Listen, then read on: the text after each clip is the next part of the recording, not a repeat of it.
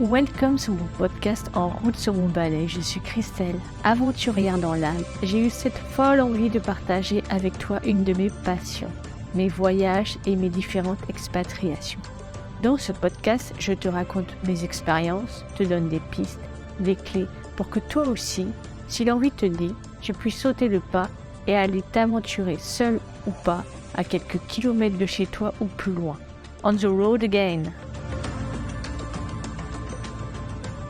Hello, super ravie de te retrouver en ce jeudi matin pour ce podcast sur le Togo, sur mon volontariat au Togo. Donc si tu n'as pas écouté la première partie, puisqu'il y a 15 jours j'ai fait un autre podcast sur la première partie de mon volontariat, je t'invite à aller voir. Donc je continue du coup ma petite histoire, mon expérience.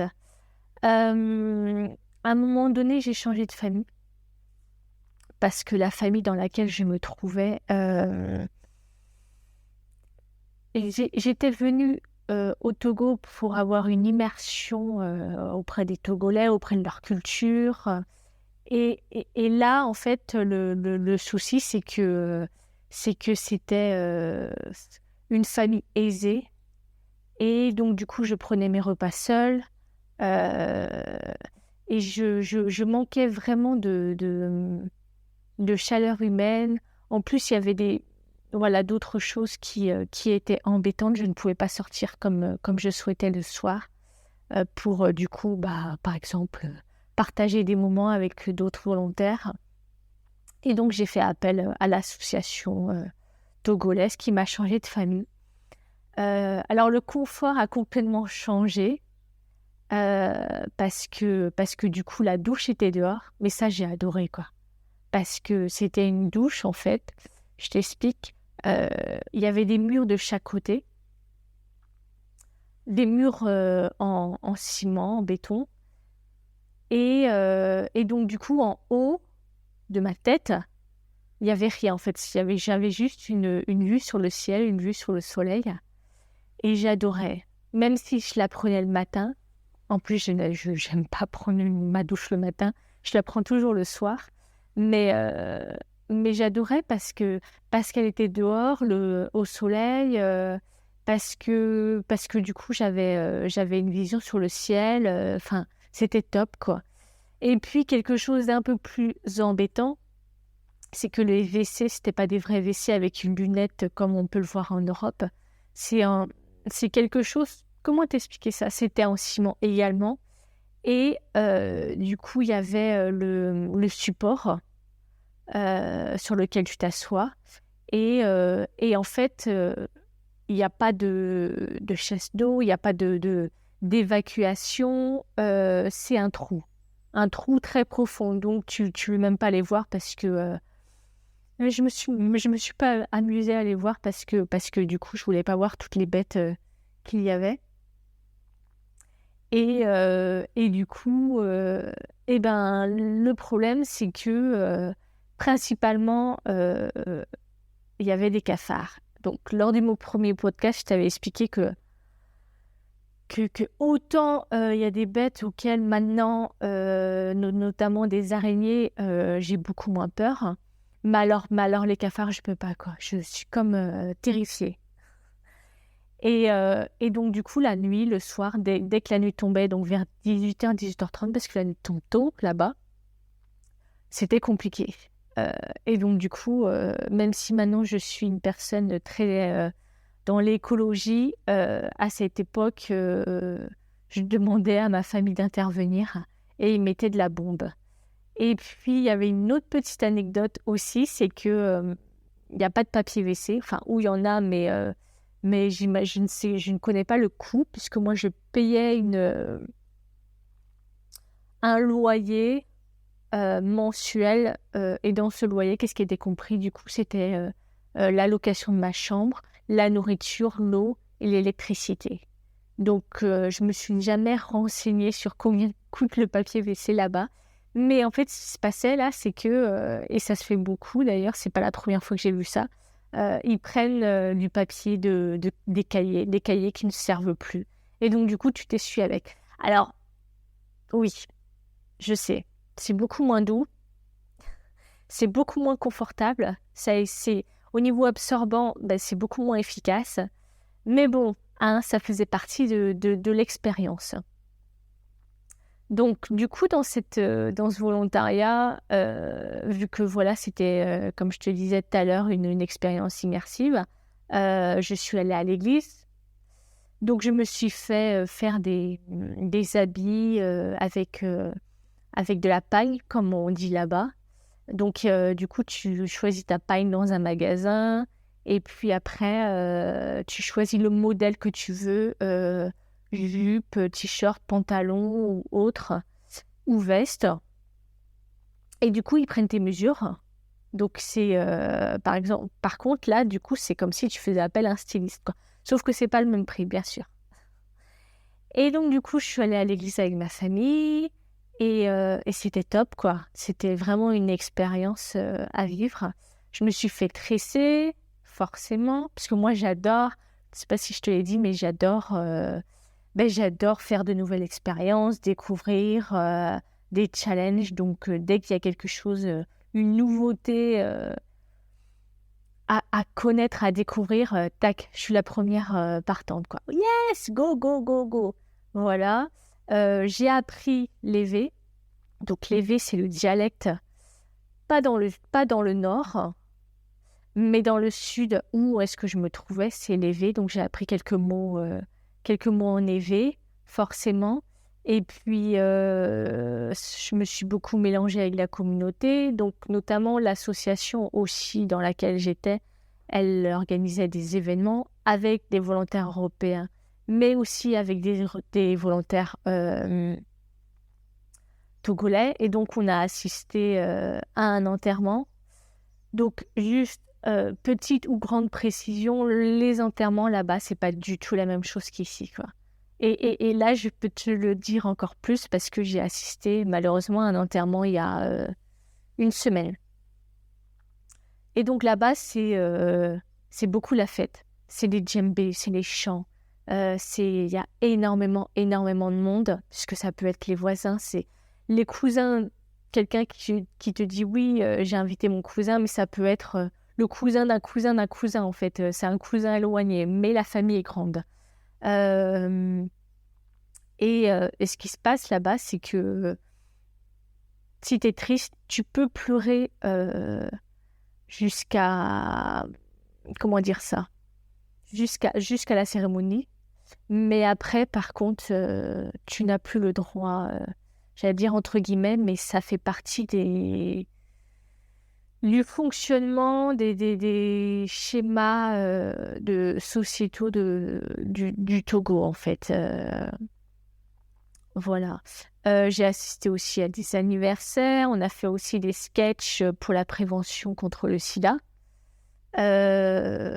Donc, plein de petits événements, mais du coup, qui te permettent réellement une immersion dans le pays, qui te permettent de connaître d'autres personnes, qui te permettent de... quoi dire de plus de te sentir à l'aise, en fait, dans un pays qui, à la base, t'est inconnu, avec une culture, avec une langue complètement inconnue, où tu comprends rien du tout, en fait. Et donc, du coup, ça, c'était top, quoi. Je voulais te parler de la nourriture, quand même, qui est complètement, forcément différente. Donc, on a ce qu'on appelle le foufou, qui est fait la plupart du temps à base d'igname ou à base de manioc. Je ne vais pas aller dans les détails parce que, bon, sinon, mon podcast va être super, super long. Mais du coup, en fait, ils le pilent avec un gros pilon. Donc, ils se mettent à 1 ou 2 ou des fois même 3. Donc, ils ont le rythme dans la peau, là. Et du coup, ça fait une espèce de pâte que tu mélanges avec de la sauce, avec de la viande ou du poisson. Il y a la pâte aussi. Ça, c'est fait avec de la farine de maïs. Il y a, j'imagine que ça, tu dois connaître un peu plus. Il y a des ignames frits. ou des bananes plantains. Enfin, ça, c'est des exemples parmi tant d'autres, hein.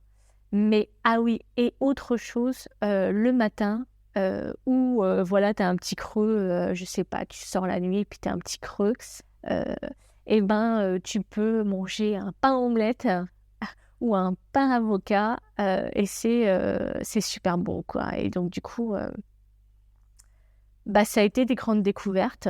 Après, il y a des choses que tu aimes ou que tu aimes pas. Moi, par exemple, il y avait une sauce, qui est faite à base de gombo.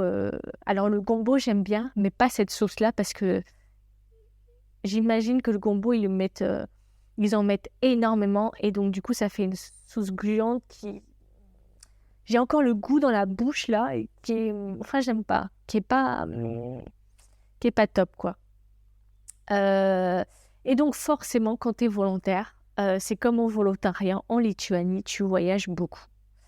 Tu voyages avec, des volontaires européens ou des volontaires togolais avec qui tu as créé, un lien et avec qui tu as le plus d'affinité. Notamment avec une copine, française, on allait presque tous les week-ends à Lomé puisque, comme je l'avais dit lors du premier podcast, on habitait à Palimé et Palimé, c'est sympathique. Il y a la nature, il y a les montagnes, c'est verdoyant, c'est beau, c'est calme, c'est ressourçant. Par contre, bah, nous, on avait 20 ans, quoi et donc du coup, c'était bien de temps en temps, mais à un moment donné, on avait besoin d'un peu d'une vie dynamique, animée et donc on se rendait à Lomé, on avait notre quartier, Tocoin Hôpital. On avait notre chambre parce que du coup, il y avait, un ancien volontaire, qui fait partie de l'association qui était, parti rejoindre sa femme, en Belgique, qui nous avait, prêté du coup sa chambre et donc du coup, on avait cette chambre qu'on avait à disposition, à chaque fois avec une douche, et on avait nos potes aussi avec qui on sortait, et ce qui était bien aussi, c'est que forcément Lomé, comme c'est la capitale, il y a il y a plus de choix, au niveau restaurant, au niveau discothèque, au niveau lieu et c'est vrai que comme je t'ai dit, et ben, à un moment donné, on en ressent le besoin, en fait. On ressent le besoin de revenir à nos bases, à nos racines. C'est primordial, en fait, parce que même si tu souhaites une expérience, d'immersion, eh bien, à un moment donné, tu as quand même besoin d'un minimum de repères et voilà, je suis française, je suis née en France, donc du coup, on en profitait, là-bas pour manger, des pizzas ou manger moi, me souviens, on allait chez un Libanais manger, du poulet frites, on était allés aussi dans je crois que c'était une station essence, Esso ou quelque chose comme ça, enfin, une entreprise française et on avait acheté du Nutella, on avait acheté du camembert, on s'était fait, un un un putain de repas, avec nos potes togolais aussi. Hem Et puis on en profitait aussi pour aller s'enjailler, hein, comme certains disent et puis, aller en boîte et puis danser et parce que bon, les boîtes forcément, c'est pas non plus le même état d'esprit qu'ici, sauf si tu vas déjà dans une boîte africaine ici, mais c'est pas la même musique, c'est pas la même ambiance, c'est complètement différent. Donc je pense que c'est quelque chose à découvrir, quand tu t'expatries dans un pays, même si tu n'aimes pas danser, il y a pas, juste voir, découvrir comment ça se passe, quoi. C'est comme quand tu vas dans un marché africain, il y a des gens qui gueulent partout, qui vendent leurs produits. C'est comme quand tu prends l'espèce de minibus dont je t'avais parlé là quand j'étais arrivée au Togo. Et ben là, justement, il y a des personnes il y a le conducteur et à côté, il y a des personnes qui vont gueuler genre oui, Palimé, Palimé, Palimé, et puis et ils vont pas arrêter quoi en fait. Et ça fait partie de l'expérience. Et du coup, c'est complètement utopique et complètement, j'arrive pas à trouver le mot, mais différent. Et ouais, le fossé est grand, mais en même temps, c'est tellement enrichissant, en fait, personnellement. Et tu apprends beaucoup sur toi-même, quoi, et sur les autres, et sur comment tu te comportes, et sur comment tu réagis dans une situation inconfortable, du moins au début. Voilà. Qu'est-ce qu'on a fait? On a aussi voyagé un peu dans le nord. Et, et une petite anecdote, en fait, c'est que dans la rue, c'est pas forcément des magasins fermés. Donc, dans la rue, tu peux trouver des matelas, des lits, tu peux trouver de l'électroménager. Mais tu peux également trouver des WC comme on trouve ici avec des lunettes et tout. Et forcément, nous, ça nous fait rire, quoi. Donc, avec une pote française, elle s'était amusée à se poser dessus. Et puis, je l'avais prise en photo. Donc, c'était très marrant sur le moment, quoi. On a loué plusieurs fois des véhicules pour être un peu plus autonome. Bon, clairement, il nous arrivait des galères, hein. Donc, alors nous, les femmes, on s'en est pas occupées parce que moi, clairement, la mécanique, ça fait deux, hein. Mais par contre, on avait des potes mâles, des potes, voilà. Et je me souviens d'une photo où moi, j'ai les bras croisés, genre, tain, qu'est-ce qu'on fout, quoi? Quand est-ce qu'on va redémarrer? Et puis ma pote à côté aussi qui, genre, on s'impatiente, quoi. Et donc, il nous est arrivé des bricoles, quoi. La route, il y a de la route goudronnée, mais il y a des routes où c'est de la terre battue, clairement, avec des trous, quoi. Et donc, du coup, tu apprends à conduire d'une autre manière. Puisque, en fait, là, le but, c'est pas de tracer, puisqu'il n'y a aucun obstacle. Non, le but, c'est justement d'éviter les culs de poule. Et donc, du coup, de faire des virages. Donc, tu passes de deuxième à première, première à deuxième, et ça tout le temps, quoi. Donc, c'est sympa, mais c'est fatigant, en fait. Donc, heureusement, on était plusieurs volontaires à conduire. Donc, on alternait, et puis en même temps, comme ça, on pouvait se reposer. On avait pris un minibus aussi, et je me souvenais plus de cette anecdote, mais quand j'ai revu les photos, en fait, on avait pris un minibus qui puait le pétrole, donc nos fringues, ils puaient. Il arrivait en panne aussi, parce que les pannes, que ça soit dans les minibus ou les voitures que tu loues, eh ben, c'est fréquent. Au Togo, je ne veux pas faire de généralité, hein, puisqu'au Togo, c'est quand même... C'est malheureusement un des pays qui se développe pas énormément, et parce que j'y suis retournée 10 ans après, et j'ai reconnu encore mon quartier à Lomé, j'ai reconnu Palimé, et donc c'est triste à dire. Moi, ça m'a fait plaisir sur le moment, parce que c'est toujours cool de se dire, ah ouais, tac, on était là et on faisait ça, et puis on a été là, et puis je me souviens de ce souvenir, machin, forcément. Mais pour la population en soi, forcément, on aspire toujours à ce que notre pays se développe, surtout dans un pays, j'allais dire du tiers-monde, j'aime pas du tout ce mot-là, un pays du continent africain, en fait, quoi. Voilà. Et puis, on est parti environ 15 jours au Burkina Faso. Donc, il y avait quelque chose qu'on n'avait pas capté. Peut-être, je ne sais pas si c'était la jeunesse ou pas, mais on pensait que le trajet en bus, donc pour le coup, c'était un grand, grand bus, de Lomé jusqu'à Ouaga, ça allait être en un jour, quelque chose comme ça. Et en fait, il a été beaucoup plus long, quoi. Et donc, du coup, on a été surpris sur le coup. Il faut savoir qu'il n'y a pas d'aire d'autoroute, entre guillemets. Donc, quand il fait des arrêts et que tu as envie de faire pipi, je me souviens qu'on a fait pipi en plein milieu en plein milieu de la rue, quoi. Donc, ça faisait des fesses blanches dans la nuit. Donc, ça se voit beaucoup. Euh, à un moment donné, on voulait manger dans le bus. Et donc, du coup, ma pote, elle était avec une lampe torche dans la bouche. Et moi, je préparais nos sandwichs. Arrivé à Ouaga, du coup, demande de visa, forcément. Et puis après, on rencontre des Burkinabés avec des chevaux. Et forcément, qu'est-ce qu'on fait? Let's go, quoi. On fait une balade sur les chevaux en pleine capitale du Burkina. Voilà.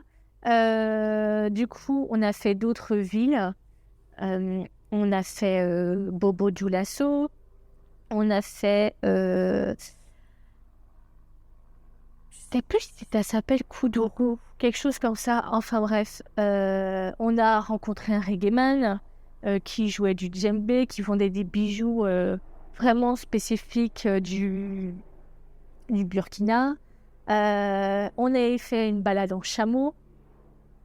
Je réfléchis, oui, c'est bien chameau. Et on a dormi en plein désert dans une tente à 4. On a mangé du riz. Alors, comment ils appellent ça? Du riz au gras. Puisque forcément, quand tu es en plein désert, tu as moins de moyens. Et en même temps, c'était super bon. Et au retour, en fait, qu'est-ce qu'il a fait, mon chameau, quoi? Alors, normalement, ce que tu fais quand tu es sur un chameau, ce qu'ils te disent du coup, avant de monter sur le chameau, c'est qu'il faut toujours faire attention, quand tu te balades avec lui, de toujours le diriger, en fait, l'orienter vers le milieu du chemin pour pas qu'il ait l'envie, à un moment donné, de manger. Voilà. Et c'est ce qu'il a fait, bim, quoi. Donc, à un moment donné, il s'est mis au galop. Donc, je ne sais pas si tu es déjà monté sur un chameau, mais t'es pas accroché, en fait. Puisque tes pieds vont sur son cou et au niveau du siège, il n'y a pas de ceinture. Et la corde ou lance que tu tiens dans tes mains, c'est pas quelque chose qui te permet vraiment une stabilité, en fait. Et donc, il s'est mis à courir et aller manger les branches des arbres. My God, mais qu'est-ce que j'ai flippé, quoi. C'était ma première balade en chameau. Puis un chameau, c'est super haut, hein. Donc, tu montes un cheval, tu te dis waouh. Tu regardes le sol, tu te dis ouh, c'est haut. Mais alors un chameau, mais je ne sais pas si tu peux multiplier par 2 la hauteur, mais là, j'ai bien flippé, quoi, en fait. Maintenant, avec le recul, voilà, ça fait toujours partie des expériences à vivre. Et en revenant du Burkina, donc très fatiguée du voyage, des 15 jours au Burkina. Donc, du coup, je vais dormir. Et puis, je me réveille en pleine nuit avec un mal de tête, avec de la fièvre, avec c'est pas insomnie, mais réveil nocturne, cauchemar. Et donc, je me demande ce qui se passe, quoi. Et puis, donc, je vais voir mon pote qui habitait à côté. Et puis, on part en Zemidjan. Donc, Zemidjan taxi-moto, à 3 dessus, puisque ça fait partie aussi des expériences. Et on arrive à l'hôpital. Donc, tranquille là-bas, quoi. Moi, j'étais dans un état, mais pas possible. Et il n'y a pas énormément de personnes. Par contre, ils prennent leur temps, quoi. Et ils prennent le temps de te peser, forcément de prendre ta température, mais ça, c'est normal. Enfin, ils prennent le temps, en tout cas. Et voilà, le diagnostic a été posé. J'ai chopé le palu, quoi. Le palu le plus fort. Donc, je crois que c'est stade 3. Et après, je ne me souviens pas. En fait, ils m'ont posé une perf. Et je me suis réveillée le lendemain matin avec le t-shirt trempé, les habits trempés, sur un lit, avec le trépied de la perf. avec une superbe énergie. J'ai une pote qui était venue me voir et puis je dis: «Ah bah ouais, mais c'est cool, mais ça va très bien et tout, machin». Et parce que je pense que, enfin, au Togo et dans plein de pays africains, voilà, il faut une prise de sang, ils savent direct les, les effets, ce que le palu peut faire en fait au niveau du corps et de l'esprit. Contrairement en France où c'est quelque chose qui est considéré comme une des maladies les plus dangereuses. Là-bas, ils savent quoi faire. À partir du moment où tu as de l'argent, puisque tu peux pas avoir des médicaments si tu ne payes pas. Tu dois avoir l'argent, tu dois payer avant d'avoir les médicaments. Ce qui veut dire qu'il y a des personnes qui meurent du paludisme parce qu'ils n'ont pas les moyens, en fait, de se payer les médicaments. C'est pour ça que c'est une des maladies les plus mortelles de l'Afrique, puisque il n'y a pas la sécurité sociale, forcément, et parce que forcément, ça demande un traitement, en fait, et c'est loin d'être gratuit. Et, et donc, du coup, moi, voilà, j'ai été prise... comment dire ça? J'ai été traitée rapidement parce que j'avais l'argent pour me payer la perte et les autres médicaments. Oui, parce que j'ai appris en même temps que j'avais chopé une otite et que j'avais chopé une hépatite. Enfin bref, la totale, quoi. Hein. Merci le Burkina, 15 jours, ça y est, quoi. Je reviens et puis je me chope tout, quoi. Donc voilà, et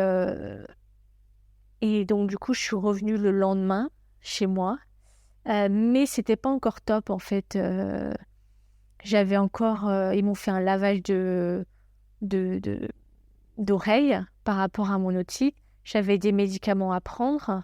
Et mon sommeil était loin d'être reposant, d'être récupérateur.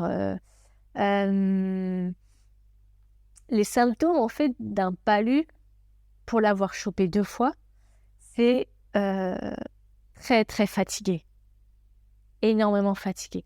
En fait, tu n'as plus d'énergie du tout. C'est pas quelque chose de douloureux, c'est quelque chose de super, super inconfortable. Ne serait-ce que monter sur une moto, c'est super compliqué. Moi, j'avais juste l'impression d'être une grand-mère, en fait. Qu'est-ce qu'il y a? Les cauchemars.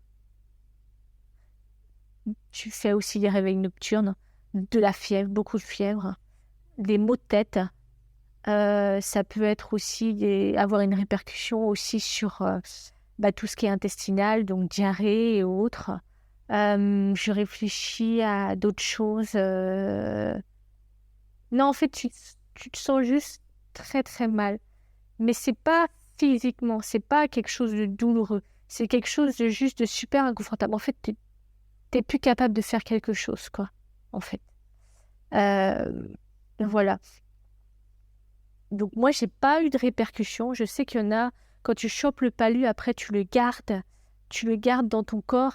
Et il y en a certains qui ont des crises, comme ils les appellent, où du coup, le palu il revient. Mais moi, j'ai pas eu ça. Je réfléchis peut-être une fois au Kenya, mais je ne sais pas. Enfin bref, voilà. Pour finir du coup ce podcast, je voulais développer sur certains points, sur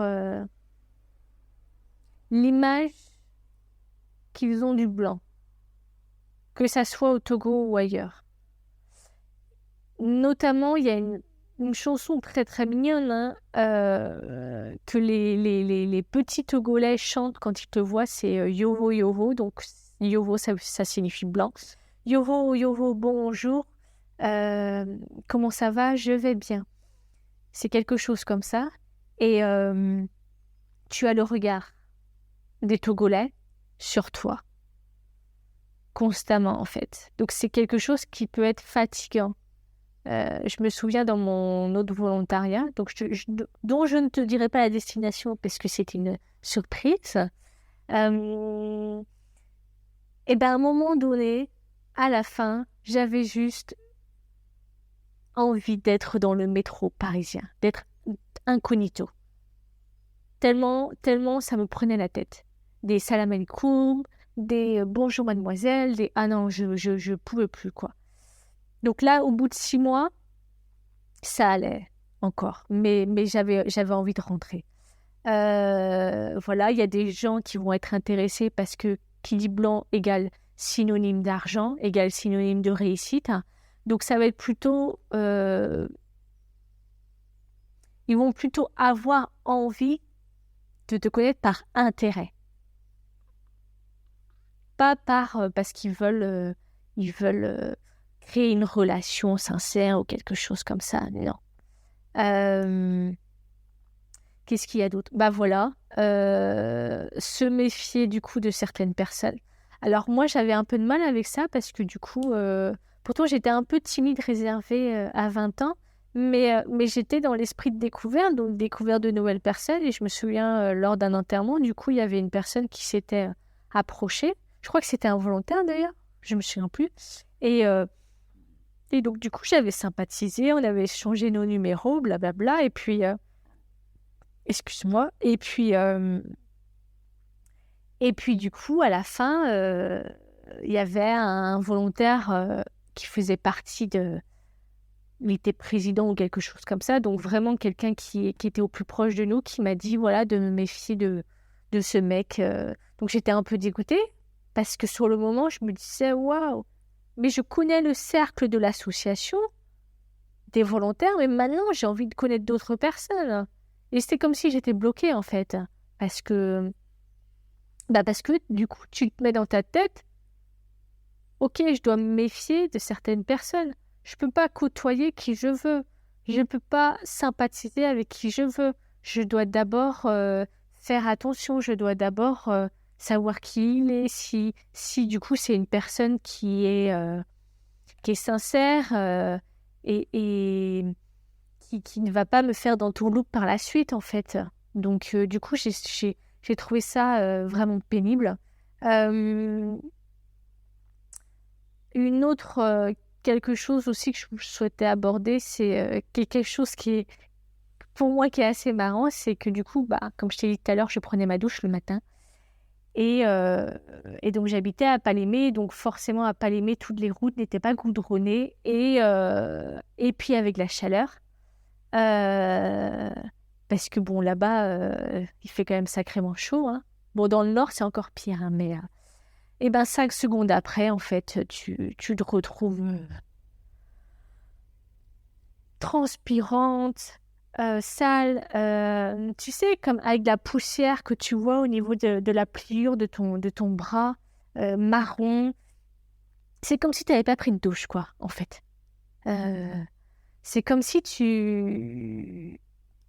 c'est comme si, en fait, tu n'avais pas pris de douche et du coup, tu te retrouves sale. C'est comme les habits blancs. Faut éviter, hein, clairement. Parce que ton t-shirt blanc, il va se retrouver marron.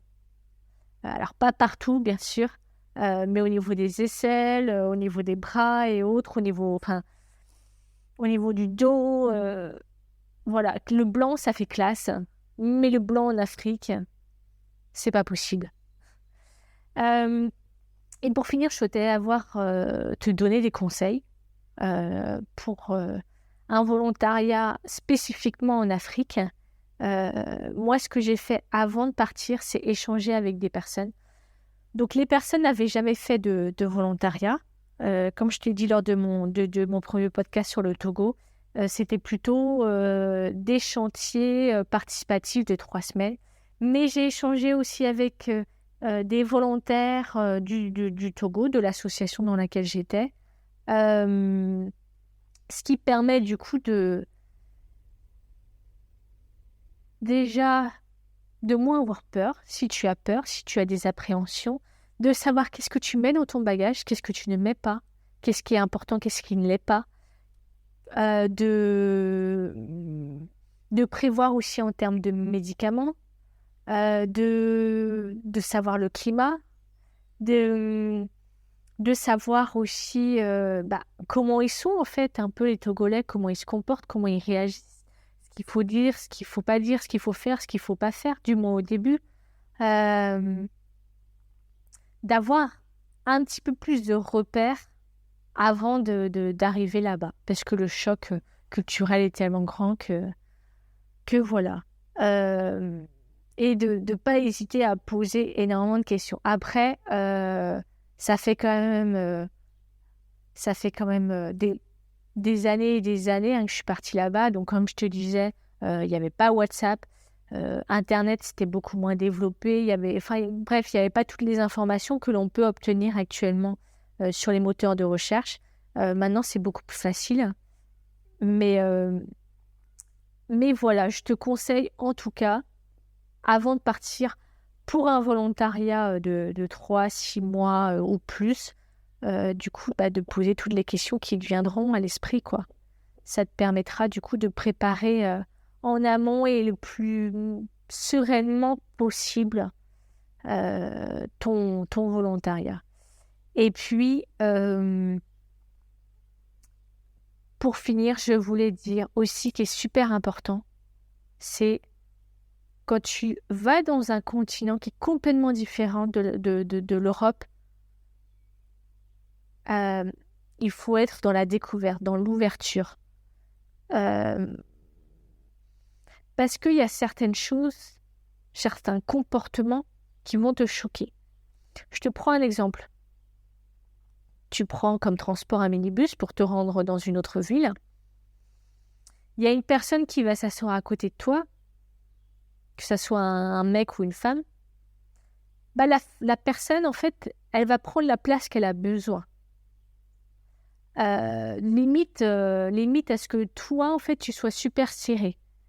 C'est pas quelque chose d'irrespectueux, mais contrairement, et moi je me suis aperçue de ça, contrairement à l'Europe, ça va être plutôt, ok, je veux pas trop déranger, voilà, je prends ma place, mais je fais attention à l'autre. Là-bas, c'est pas le cas.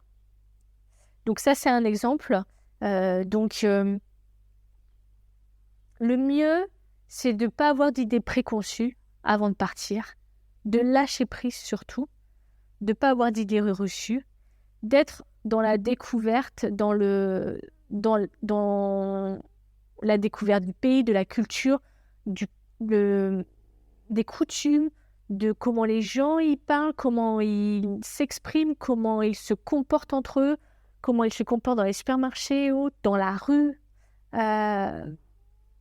D'être dans l'ouverture, dans la pleine ouverture. Parce que ce qui va se passer si tu n'es pas dans cette découverte et dans cette ouverture de l'autre, tu vas être choqué par plein de choses.